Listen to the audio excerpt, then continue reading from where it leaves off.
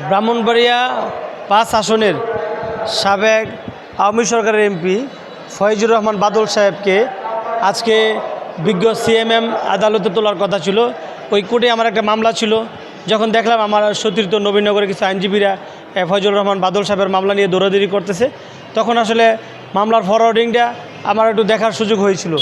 ওনাকে এই new market একটি হত্যা চেষ্টার মামলায় 326 মানে 143, 323, 324, 307, 326 এই মামলায় ওনাকে গ্রেপ্তার করা হয়েছে।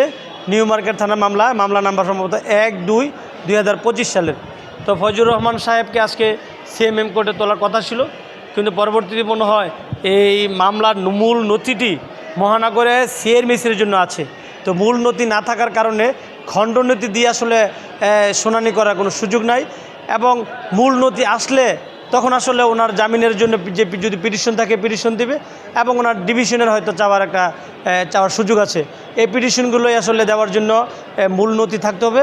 মূল নথি নিয়ে আসলে তখন আসলে ওনার জন্য জামিন শুনানি এবং ডিভিশনের শুনানিগুলোর সুযোগ আছে। রিমান্ডের কোনো প্রেয়ার দেখি নাই, কোনো রিমান্ডের কোনো প্রেয়ার নাই।